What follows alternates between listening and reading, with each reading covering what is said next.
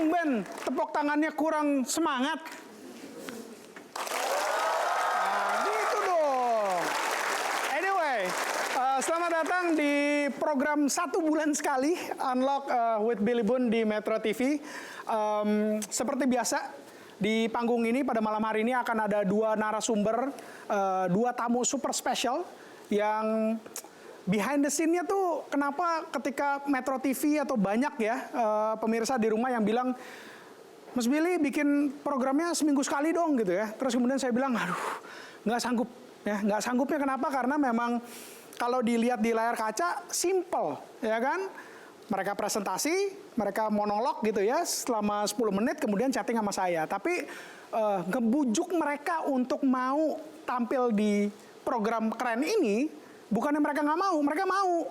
Cuman nyiapin presentasinya, nyiapin data risetnya, itu yang nggak gampang. Ya, jadi seperti biasa kita akan kedatangan 2 orang tamu yang akan berbagi tentang pemikirannya mereka, kemudian hasil risetnya mereka, apa yang menjadi harapan buat dari mereka untuk Indonesia, ya.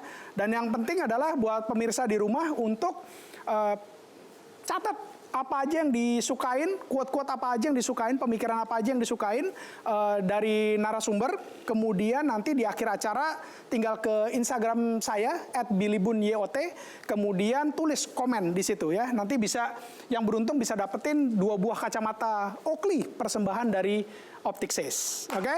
So, tanpa panjang lebar, saya mau memanggil sahabat saya. Dia adalah orang yang peduli dengan Indonesia harus bisa menjadi lebih kreatif lagi. Oke, setuju nggak anak muda harus kreatif? Setuju ya? Alright, so without any further ado, please welcome founder Idea Fest, Ben Subiakto. There you go. Selamat malam, pemirsa yang ada di rumah dan di studio. Saya Ben Subiakto, co-founder dari Idea Fest, salah satu event kreatif festival di Indonesia. Nah, kebetulan kita memiliki sebuah konsep hari ini yang saya akan pengen ceritain adalah sebuah campaign yang berjudul Kebanggaan Indonesia, yang mungkin lately kita sering dengar dari sosial media bersama anak-anak muda, beberapa influencer kita invite. Sebenarnya cerita ini kita mulai dari sebuah image atau persepsi ketika saya masih kecil tahun 80 90-an, kalau ketemu sama orang luar negeri ditanyanya Indonesia itu siapa? Indonesia itu apa? Mereka taunya adalah Indonesia adalah Bali gitu. Dan mulai saya setelah kuliah gitu tahun 98 mulai masuk tahun 2000-an, kita mendengar banyak sekali konflik image di luar negeri tentang Indonesia, di mana kita disebut negara dunia ketiga, kita banyak koruptor, kita radikal, kita kurang berpendidikan, ini negaranya pemalas dan sebagainya. Jadi banyak negatif yang seringkali muncul kadang-kadang yang membuat saya sebagai orang Indonesia kadang-kadang tergerak juga dan merasa kenapa image-nya harus seperti ini gitu. Dan memang orang Indonesia juga punya sebuah problem yang disebutnya adalah inferiority kompleks, di mana kondisi psikologi yang merasa kita itu lebih rendah daripada orang lain karena orang nanyain kita Indonesia yang banyak konflik, Indonesia yang isinya radikal gitu, dan akhirnya kita ngerasa minder, kita ngerasa kurang percaya diri sama diri kita. Nah, ini sebenarnya saya membawa beberapa fakta, beberapa angka numbers untuk kita semua sebagai anak muda Indonesia harus percaya diri, harus confident sama menyebutkan kenapa kita itu harus bangga menjadi orang Indonesia. Pertama, kita melihat bahwa dari jumlah penduduk kita sendiri, hampir 270 juta orang, itu adalah aset yang luar biasa. Kita adalah populasi yang lumayan terbesar di 5 besar dunia. Kita memiliki aset yang juga luar biasa. Menariknya adalah kita punya 17.000 pulau di Indonesia. Salah satu terbesar di dunia. Kita memiliki 700 bahasa, kita memiliki 300 suku bangsa. Itu aset sekali luar biasa karena kita melihat diversity-nya adalah aset kekayaan. Especially untuk anak-anak kreatif, kita bisa melihat potensi fashion, potensi F&B, potensi apapun melihat dari perbedaan yang ada di negara kita. Kita adalah negara yang memiliki hampir 150 juta pengguna internet. Sekali lagi, kalau negara dengan akses internet yang sebesar ini, itu potensi yang terjadi dalam sisi ekonomi kreatif atau ekonomi digitalnya juga sangat besar. Kita memiliki mobile subscriber bahkan lebih daripada penduduknya sendiri, karena satu orang Indonesia rata-rata punya 2 handphone kadang-kadang. dan transaksi digitalnya, dan kalau kita ngelihat hari ini Indonesia udah punya 5 bahkan hampir 6 unicorn yang akan di-announce dalam waktu dekat. Itu menunjukkan bahwa negara kita udah sebagai negara di Southeast Asia mungkin terbesar memiliki unicorn tech companies. Terus kita juga melihat bahwa kontribusi daripada industri kreatifnya ada sekitar 16 juta pekerja di dalam industri kreatif. Itu potensi yang sangat besar karena itu harusnya sesuatu yang dibanggakan. Problemnya seringkali kita lupa karena image yang banyak sekali terdengar di luar negeri tentang Indonesia. Jadi hal yang pertama saya kepingin share kepada teman-teman adalah kita memiliki pasar yang sangat potensial. Semua orang mau masuk ke Indonesia, semua orang mau invest ke Indonesia karena kita dianggapnya adalah market. Kedua, kita memiliki karena banyaknya pulau, bahasa, suku bangsa dan sebagainya, budaya dan pariwisata juga aset yang sangat besar. Kita itu lagi mencanangkan bagaimana caranya Indonesia menjadi destination untuk budaya dan pariwisata yang luar biasa potensialnya ke seluruh dunia. Kita juga negara yang seringkali dibilang potensi terhadap agro, tambang, dan negara kepulauan sebagai negara maritim ini banyak sekali aset yang bisa dikelola. Punya marketnya, punya penduduk yang luas, banyak sekali. Kita punya aset dari sumber daya alamnya luar biasa. Kita memiliki yang juga nggak kalah besarnya, mungkin ini yang juga lagi dicanangkan semua tentang program sumber daya manusia Indonesianya. Karena kreativitasnya orang Indonesia ini, kita bisa melihat potensi kita menjadi Indonesia yang lebih bangga. Ini adalah beberapa contoh nama-nama orang yang saya hari ini bawa. Saya bilang bahwa mungkin orang Jakarta banyak yang tahu, tapi nggak seluruh Indonesia hampir tahu. Hari ini saya mencoba untuk biar seluruh anak muda, biar seluruh masyarakat Indonesia melihat ada tokoh-tokoh ini. Ini ada anak umur 16 tahun, udah hampir lebih dari 3 kali mendapatkan nominasi Grammy Award dunia.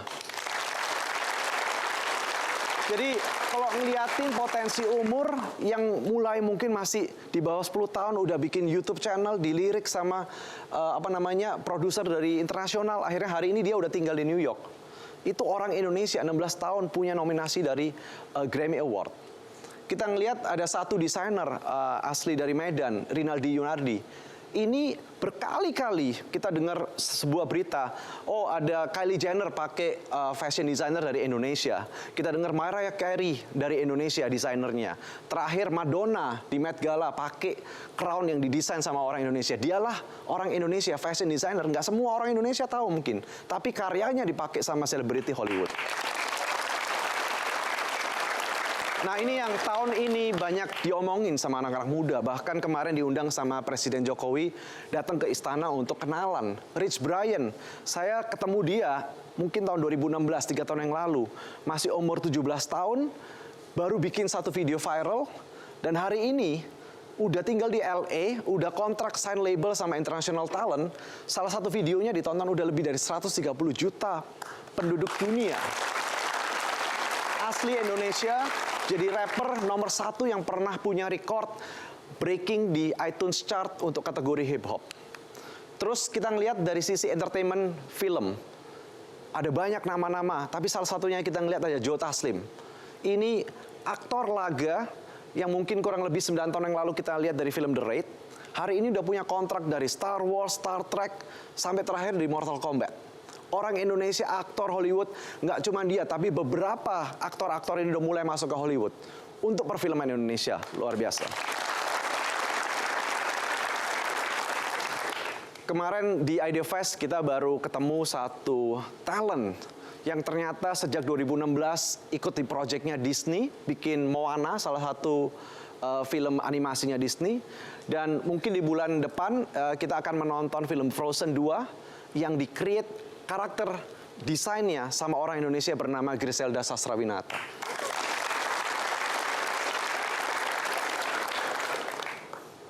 Eko Nugroho, seorang artis.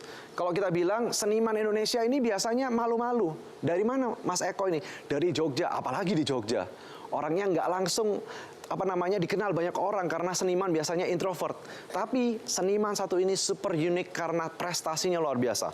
Udah sering diundang ke exhibition global sampai akhirnya beberapa tahun yang lalu ada kolaborasi dikeluarin sebuah dari brand luxury bernama Louis Vuitton.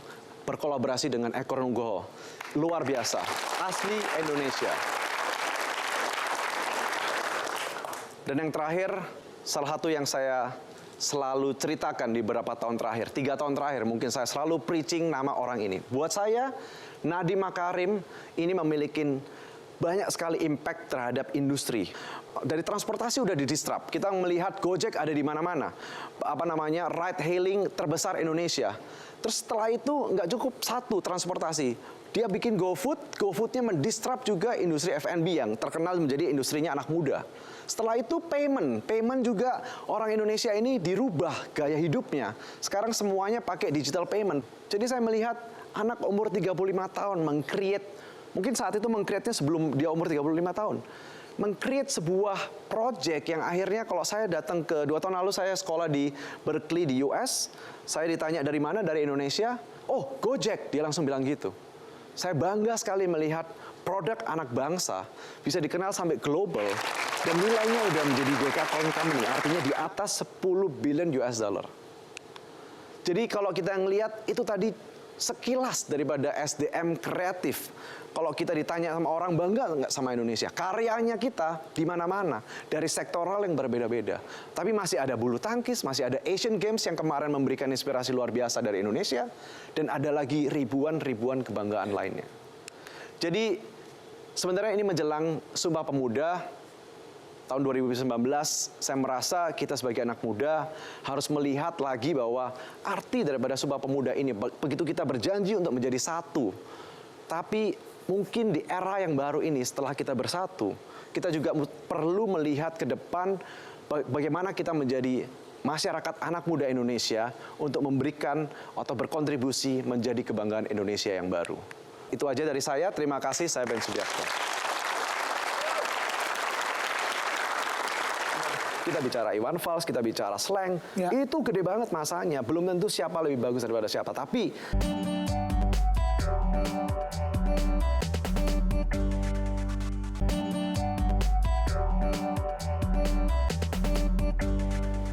Ben, thank you so much udah sharing. Sama-sama. Dan terutama tadi ya, keren banget udah nge-share ke kita semua, anak-anak muda, orang-orang muda yang bisa bikin bangga negara ini. Negara ini, Indonesia. Jadi sebenarnya banyak ya. Banyak, dan ini cuma sebagian kan, cuma beberapa gelintir. Dan kita ngelihat setiap tahunnya pasti nambah yang namanya list startuppreneurs, F&B entrepreneurs, musician, filmmaker baru, itu nambah terus list of creative talent yang akan bisa bikin kebanggaan Indonesia. Dan itu seberapa besar kontribusi Idea Fest memajukan industri kreatif di Indonesia menurut foundernya nih? Kita udah sejak 2011 terus mencari sebenarnya formula untuk melihat seberapa besar impact-nya. Tapi yang kita bisa ngelihat dulu 2011 kira-kira yang kita invite untuk menjadi speakers, kita juga kesulitan siapa sih sebenarnya creative talent di saat itu. 2011. Di 2011 iya, kesulitan tuh ya? Secara pembicara mungkin di bawah 15 orang saat itu. Mungkin cuman kayak 12-13 orang. Hari ini kita udah sampai 300 speaker dalam 300 speaker dalam satu 300 acara. orang-orang kreatif. Orang-orang kreatif, orang-orang hebat dari Indonesia yang punya mark dalam kesuksesannya mereka masing-masing. Masih banyak nggak sih anak-anak muda di Indonesia yang ngelihat, wah dia kayaknya bagus segala macam, tapi akhirnya sirik gitu. Kan sekarang kalau di sosial media sering nih kita lihat yang Rich Brian, dia mah begini. Agnes Monica, dia mah begini gitu.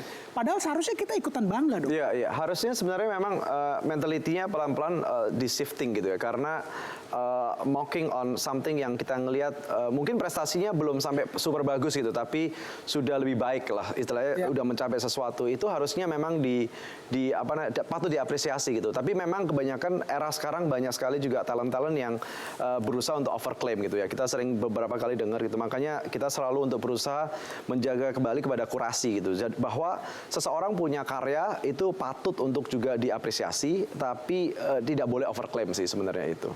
Oke. Nah, kalau untuk generasi mudanya sendiri, kan itu tadi barusan yang Ben bilang adalah buat merekanya jangan overclaim, ya kan? Tapi kalau buat generasi mudanya sendiri, gimana sih supaya kita bisa ikutan bangga? Gimana sih supaya kita ngilangin perspektif yang iri. Memang kebanyakan kayak gitu, kalau memang overclaim, terus dia juga sesuatu yang sebenarnya bukan super pinter atau super something secara project atau karyanya nggak sesuatu, tapi dia overclaim, jadinya agak dibully seperti itu. Oke. Makanya kadang-kadang kita di komunitas kreatif harus punya prinsip yang namanya karya itu di depan. Karya itu di depan dulu gitu ya. Jadi bukan saya filmmaker, saya punya follower jutaan, terus kalau ditanya misalnya kayak karyanya mana gitu, ini maksudnya dia mencari-cari gitu bahwa oh ya ini menang award itu, tapi kita nggak perlu sampai benar-benar overclaim. Kalau memang projectnya, karyanya dinikmatin banyak orang, itu udah bisa akan membawa dengan sendirinya kebanggaan itu. Dan orang-orang Indonesia juga sebenarnya at the time juga cukup kritis kok. Lama-lama juga bisa menilai bahwa kalau memang bagus ya layak di-appreciate, layak untuk di-reshare, di-repost dan sebagainya. Karena memang kebanggaan itu juga melihat kualitas gitu, bahwa kalau memang diklaim ini awal-awal kan gitu, begitu ada orang Indonesia masuk ke Hollywood gitu, mungkin kayak Joe Taslim di awal, kita masih skeptis gitu, oh bahasa Inggrisnya belum bagus, oh ini ya, tapi lama-lama ketemu angle-nya bahwa oh jagonya memang martial art, begitu martial art orang juga tahu dulu Jet Li, Jackie Chan juga nggak jago langsung bahasa Inggrisnya, tapi karena berkali-kali mungkin Iko ataupun Joe juga matang juga lama-lama gitu, dan akhirnya setelah 7 film, akhirnya yang tadinya cuman ngomongin ngecibir dan sebagainya, akhirnya juga bisa ikut bahwa oh iya ya mereka memang keren sampai konsisten gitu. Kalau orang udah konsisten 7 kali main di film Hollywood, artinya dia diterima kok gitu. Lu mau ngomong itu jelek, lu mau ngomong apa, tapi it happens, terjadi, karyanya memang diterima. Oke. Nah kalau ngomongin kita berkarya, jadi sebenarnya kan dari obrolan kita sekarang ini adalah kita pengen ngajakin di momen Sumpah Pemuda ini gitu ya, generasi muda yang sebenarnya punya peranan luar biasa terhadap kemajuan bangsa ini ke depannya gitu kan. Jadi kalau generasi kita nggak berkarya, ya Indonesia ke depannya bakal jadi kayak apa, kita ngeri gitu ya. Nah kalau ngomongin karya, apakah harus karyanya mendunia? Jawabannya enggak gitu. Sebenarnya kalau kita tadi saya bilang ada beberapa aset yang harus dipahamin untuk menjadi modal kita untuk bisa merasa bangga sama Indonesia. Satu, kalau ngomongin kedaulatan yang di awal Sumpah Pemuda dibikin, kita ngomongin satu bangsa, satu bahasa. Kita udah punya nih, kita udah bilang tadi, kita punya aset dari pulau dan sebagainya gitu. Hampir 270 juta penduduk Indonesia, jadi aset pertama adalah pasar gitu. Dan seringkali kalau kita bilang kayak, film mending mana? Menang di festival film Perancis atau festival film di Jepang, cuman menang awardnya atau bisa dinikmatin sama puluhan juta ya atau ratusan juta orang Indonesia. Buktinya film terbesar di Indonesia, Dilan, masih mencapai 6-7 juta. Masyarakat kita 270. At least 20 juta deh gitu. Nah, itunya dulu gitu. Jadi makanya kalau ditanya sukses, artinya sukses untuk orang kreatif harus go global atau enggak? Enggak.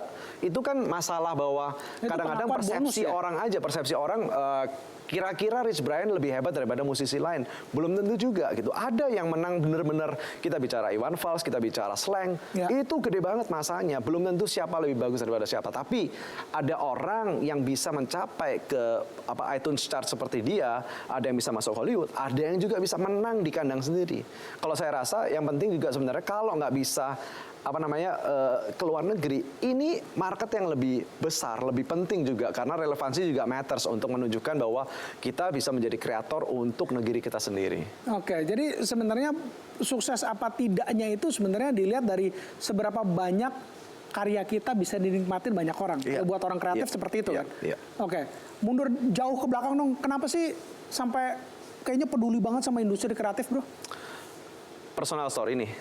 Iya. Emang ente ini orang kreatif banget atau gimana sih? Iya, background saya desainer, sebenarnya sekolah desain dan dari dulu punya, namanya orang kalau mencari kebanggaan itu pasti masa lalunya ada sesuatu dengan kebanggaan dirinya. Nah, itu kenapa? Terus terang sebenarnya saya dulu lahir di industri kreatif 20 tahun yang lalu, perasaannya minder sebagai orang kreatif.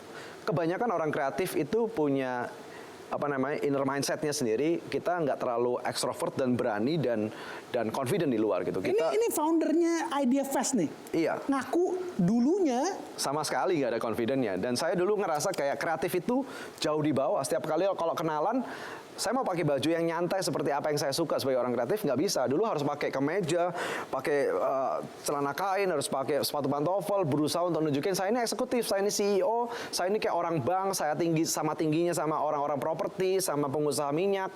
Karena saya nggak confident. Ini nggak lagi nyindir kan ya? Enggak, ini memang beda aja. Nggak, gini maksudnya kemeja, celana bahan. Ini orangnya. Kurang ajar. Oke. Nggak apa-apa, abis ini kita edit yang bagian ininya. Oke.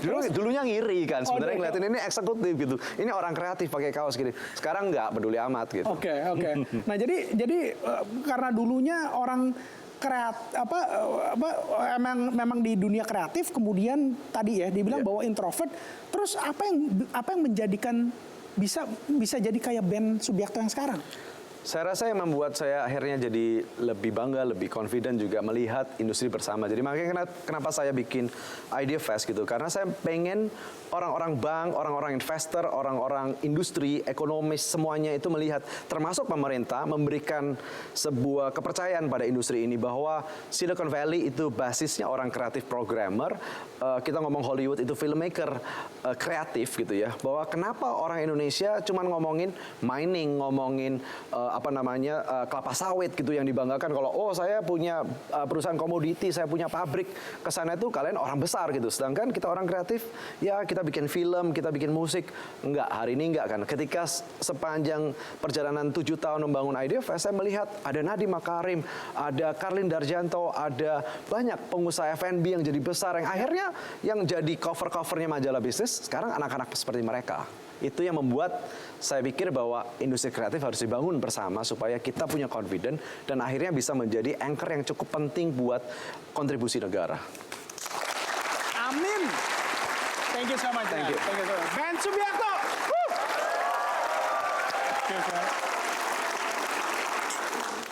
Hari ini saya akan jelasin bagaimana cara menjual diri. Eits, tenang dulu. Cara menjual dirinya bukan yang kalian pikirin.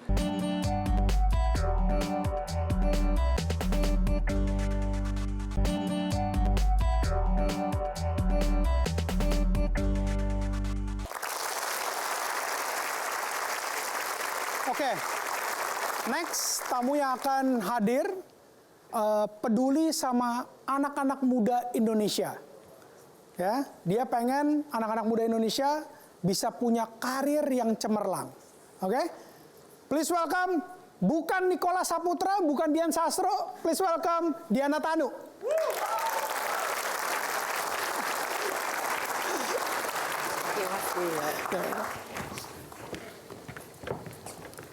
Hari ini saya akan jelasin bagaimana cara menjual diri. Eits, tenang dulu. Cara menjual dirinya bukan yang kalian pikirin, tapi cara jual dirinya adalah berhubungan dengan karir. 80% CV dicuekin oleh perusahaan. Apakah kalian tahu kenapa hal itu terjadi? Mungkin sebagian dari kalian selalu ngerasa bahwa, aduh setiap kali ngelamar paling juga CV saya dicuekin, atau enggak ini bener gak sih iklannya? Kalian nggak pernah tahu faktanya, apa sih yang dirasakan oleh para perusahaan, para HR. Mereka setiap kali, sering sekali mereka menerima CV seperti yang di sana. Fotonya, kalian bisa bayangin, kalian lagi membangun karir, tapi malah fotonya ada juga yang seperti itu. Senonoh, yang bergaya-gaya, yang alay-alay. Dan kadang-kadang juga kita sering juga menerima bahwa emailnya, kalau yang di sini emailnya pakai N1, N4, padahal mudah sekali untuk kalian membuat si email yang sebatas kayak istilahnya karinanina@gmail.com. Kalau misalnya dari persepsi perusahaan, mereka akan merasa bahwa ini orang niat bekerja atau cuma main-main. Kedua, case-nya, sering juga yang terjadi adalah CV sudah dibuat, tapi nomor teleponnya nggak bisa dikontak. Lalu perusahaan mau telepon, tapi nggak bisa dikontak. Akhirnya menjadi kalian jadi tidak terpanggil CV-nya. Ketiga, yang paling sering banget nih, paling sering saya temuin. Kalau misalnya lagi mau menginformasikan tentang dirinya, di deskripsi pekerjaan yang dia pernah lakukan, dia tidak pernah mendetailkan apa sih tanggung jawabnya. Hanya sebatas posisinya dia apa, di perusahaan apa. Mungkin menurut kalian, apakah itu akan diproses oleh perusahaan? Kalau menurut saya, dari pengalamannya saya, hampir 80% seperti faktanya itu bahwa CV-nya kalian akan di-skip. Kedua, yang paling sering dialami juga untuk anak-anak muda yang terjadi, 65% mereka pada saat di interview mereka gagal. Pertama, karena mereka pada saat interview mereka bingung apa sih yang mau diomongin, apa sih yang harus diutarakan. Pada saat si perusahaannya bertanya, oke, jelasin tentang diri kamu. Yang akhirnya jadinya adalah dia lagi ceritain tentang biografi dia. Nama saya Diana Tanu, saya tinggal di sini, tanggal lahirnya saya seperti bla bla bla. Tapi tidak dijelaskan siapa dia, siapa dirinya dia. Perusahaan pun kalau misalnya pada saat mereka lagi melakukan seleksi, pertama kali yang mereka lihat adalah 3 menit pertama, apa yang kamu utarakan kepada si interviewernya. Kalau kamu sudah ke-skip di 3 menit pertama, maka si perusahaan akan langsung, ini orang cocok apa enggak ya? Mungkin kalian akan cuma diinterview 1-2 menit, dan itu terjadi loh di perusahaan-perusahaan. Dan akhirnya pada saat kalian mengapply pekerjaan, terus lalu tidak terproses, lalu nggak dipanggil, atau enggak udah interview beberapa kali, dan akhirnya juga istilahnya perusahaannya kok nggak terima saya ya, apa yang salah ya saya dengan saya ya, yang akhirnya endingnya adalah kalian jadi nggak pede. Selama 15 tahun saya berkarir di dunia HR, akhirnya saya co-founder dan COO dari Top Karir ini, kita membangun untuk supaya membantu anak-anak muda. Yang kita bangun adalah bukan cuma hanya mencari informasi lowongan pekerjaan saja buat anak-anak muda seperti kalian. Karena kalau misalnya mendapatkan informasi lowongan kerja, aku rasa kalian bisa dapat di mana-mana. Tapi yang kita ingin bangun adalah kita membangun ekosistem, di mana ekosistem tersebut bisa membantu kalian lebih mudah mencari pekerjaan atau membangun karirnya kalian. Kita punya pelatihan, kita punya informasi untuk magang, dan sampai kita juga punya untuk kalian sendiri bisa konsultasi kepada para expert-expert yang ada. Zamannya saya dulu nggak ada tuh yang saya bisa ngobrol, ini kenapa ya? Saya nge-apply ke perusahaan A, B, C, sampai saya ingat banget sehari-hari saya bisa ngelamar, proses lamar itu bisa 20-30 dan bahkan kadang-kadang sampai 50 perusahaan. Nah, di sini saya nggak dapat dulu tuh informasi gimana caranya supaya CV saya tuh dilirik orang. Sampai saya pernah dengar kalau misalnya ngirim CV itu, kalau bukan secara online, kalau misalnya offline, pakai kertas yang pink supaya kelihatan mencolok banget. Atau nggak disemprot parfum. Tapi nggak ada yang kasih tahu saya gimana caranya supaya CV saya itu berbobot. Nah, sekarang saya ingin share. Pertama, kalau misalnya kalian mau supaya diri kalian diketahui oleh orang lain, kalian harus bisa jual diri kalian. Orang lain nggak ada yang tahu tentang diri kalian. Hanya dengan secarik 1 halaman kertas, kalian harus bisa membuat si perusahaan itu melirik kepada kalian. Bagaimana caranya adalah pertama, kalian harus kenali sendiri kelebihan dan kekurangannya kamu. Kelebihannya kamu untuk ke perusahaan itu apa, dan kamu harus bisa mengutarakan kepada perusahaan, atau mulai dari CV yang kamu buat itu sudah bisa dilihat oleh perusahaan bahwa ini kandidat ini emang yang paling cocok untuk saya.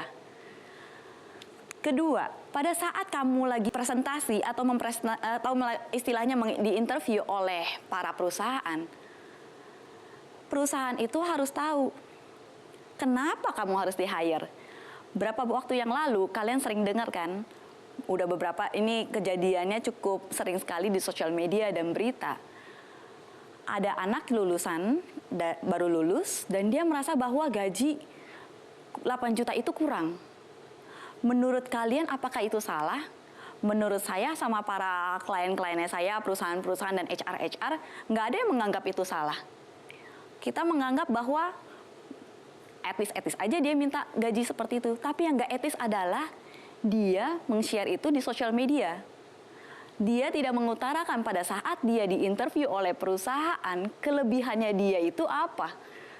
Yang bisa membuat dia harus dibayar oleh perusahaan itu lebih dari angka yang dia minta. Lalu yang paling terakhir, yang paling sering orang kelewat adalah pada saat diinterview, tadi seperti saya bilang bahwa biasanya suka disuruh ceritakan apa sih tentang diri kita.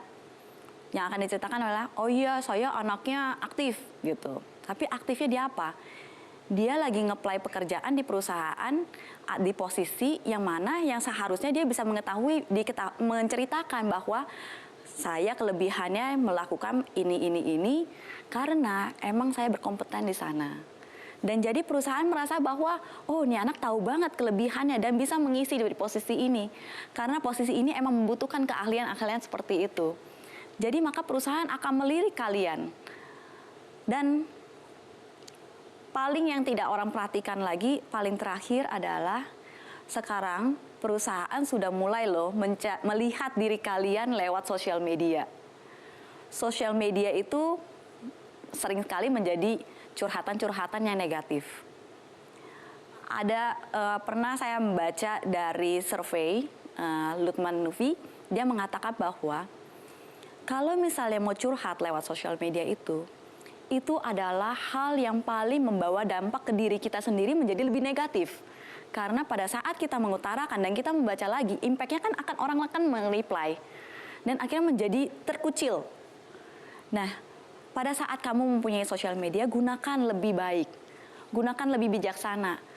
Pertama, kamu harus mempunyai sosial media yang emang harus aktif dilihat oleh, bisa mudah dicari sama orang. Kedua, punyalah konten-konten yang positif. Karena perusahaan akan melihat bahwa konten-konten kamu itu akan menjadi dampak di perusahaannya dia pada saat mereka meng-hire kamu dan mengganggu environment mereka. Lalu yang terakhir, kenapa networking offline itu menurut saya sangat penting sekali? Networking offline itu membuat kita terbiasa untuk berkomunikasi dengan orang lain. Lalu membuat kita juga mempunyai koneksi di mana-mana. Karena kita tidak pernah tahu orang yang akan kita ketemuin itu siapa. Dan mungkin akan menjadi atasan kamu atau mungkin akan menjadi perusahaan yang menjadi partnernya kamu.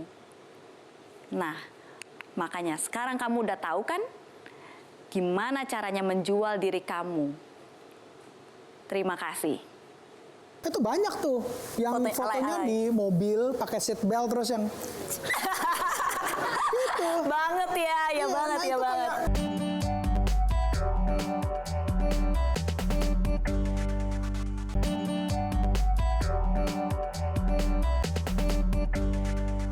Oke, langsung ke pertanyaan pertama nih, Mbak Diana.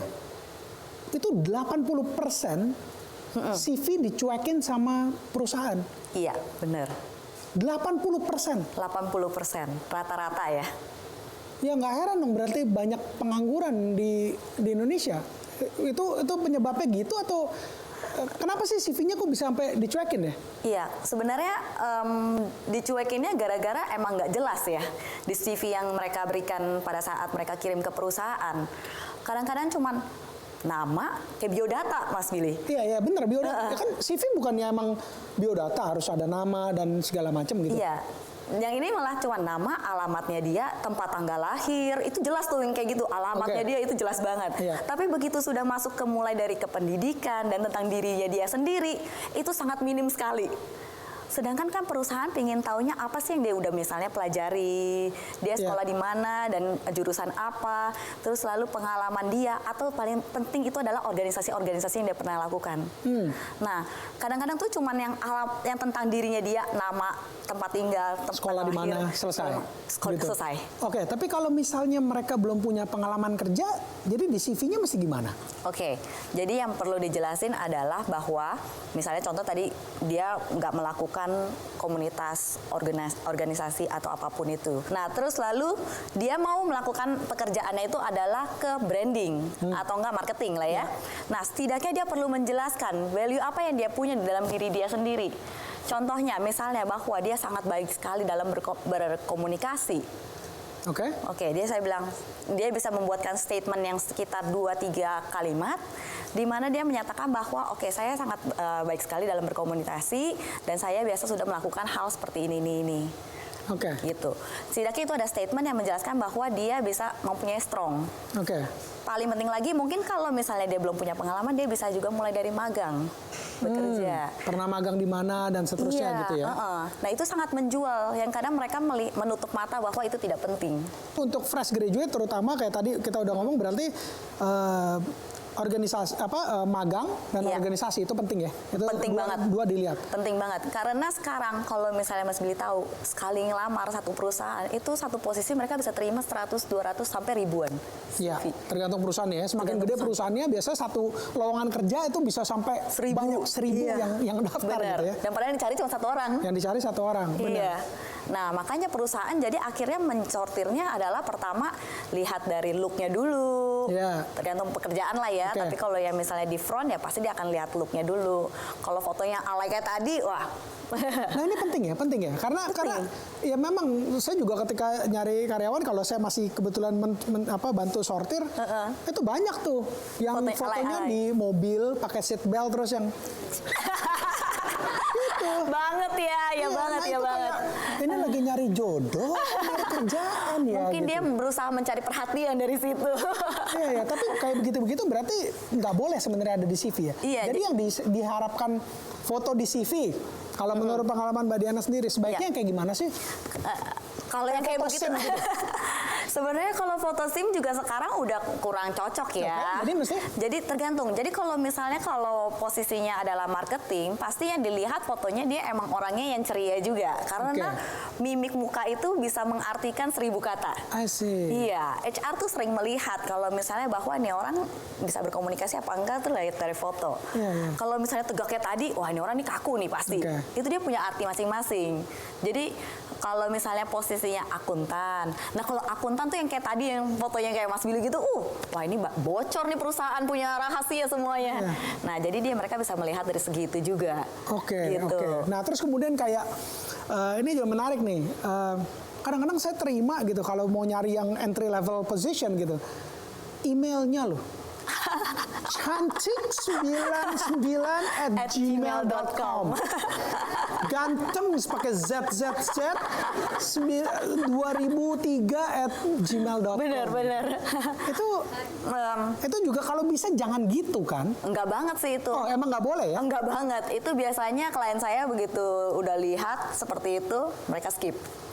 Itu langsung tuh di skip ya. Udah Berarti langsung di-skip. kesempatan untuk dipanggil interview aja udah Yap. enggak karena udah dianggap apa? Dia nggak serius Nggak, gitu. maksudnya kayak apa ya? Dianggap ya itu bekerja itu jadi bahan lelucon kali ya, Iya. dianggap sama perusahaan. Karena kalau misalnya mereka masih belum serius, masih bermain-main seperti itu, gimana mereka bisa masuk ke dunia karir kerja? Oke. Gitu. oke. Sekarang kalau ngomongin peta tenaga kerja di Indonesia gitu, karena pastinya Top Karir punya banyak data gitu ya, yang sekarang ini udah disumbangin juga ke let's say ke pemerintah dan seterusnya. Kalau bocorin di sini deh gitu. Kenapa banyak pengangguran ya? Jadi kan kita kalau di Top Karir itu kita jadi punya di dua sisi ya. Kalau yang segi satu sih pencari kerja yang tadi seperti Mas Billy bilang, aduh saya mau cari kerja kok susah banget si Betul. perusahaan. Satu lagi juga bilang, ini saya cari kandidat kok nggak dapat gitu ya. Nah, yang kita lihat tuh adalah gap. Jadi satu pertama dimulai dari CV-nya dulu nih. Oke. CV yang diterima sama si perusahaan tadi, itu yang tadi udah sempat kita bilang bahwa dia nggak merasa bahwa yang nge-apply di tempatnya dia itu sesuai dengan posisi yang lagi dia buka. Dia nggak melihat nilai jualnya sama ini orang. Meskipun mungkin ini orang sebenarnya capable, mampu, cuman karena dia nggak ngerti jual Iya. dirinya lewat CV, makanya dari sortir yang pertama udah nggak Benar. dipanggil gitu.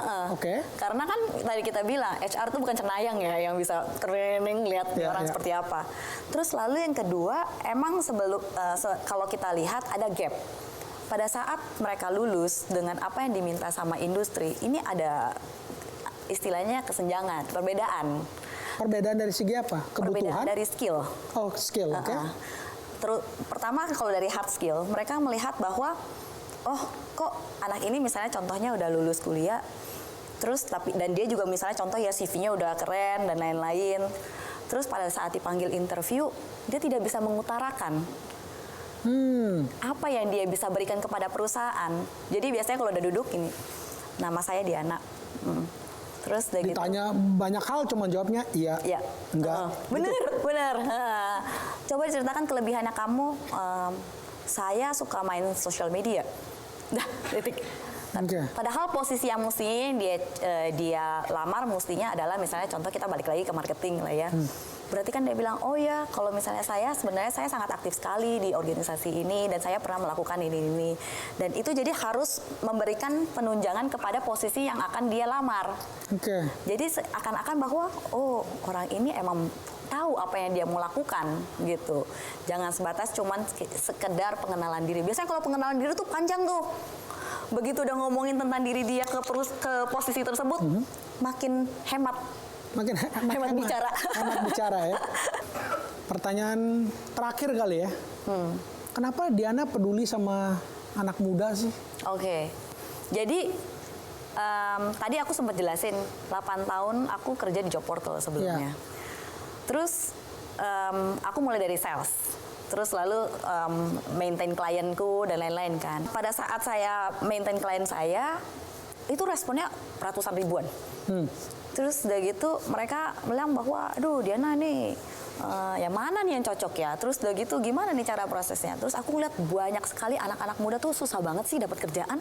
Kok jadi gemes ya? Yang paling susah balik lagi anak muda yang dapat pekerjaan ya. Nah itu dari diriku sendiri sih yang aku pertama kali adalah kasihan dan gemes gimana nih caranya sih orang-orang ini bisa dibantu masuk ke perusahaan-perusahaan supaya mereka jadinya juga nggak melakukan hal yang aneh-aneh ya jadinya ya kan sayang juga orang tuanya udah kuliahin udah sekolahin terus akhirnya malah jadi pengangguran. Nah, itu yang kita kalau misalnya dari kita bisa bantuin dari situ.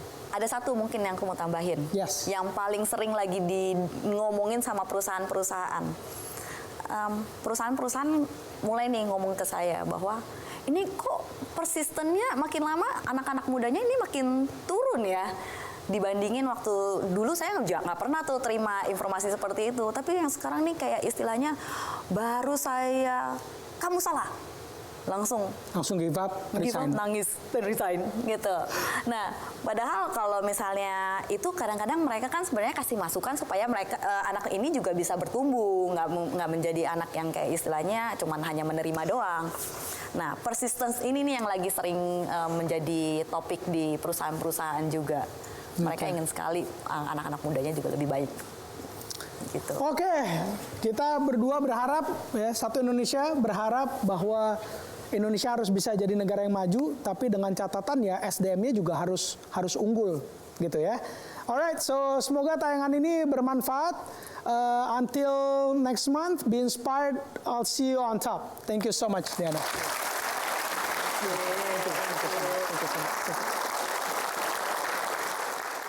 Oke, jadi enggak, udah, lu mau lagi? Enggak.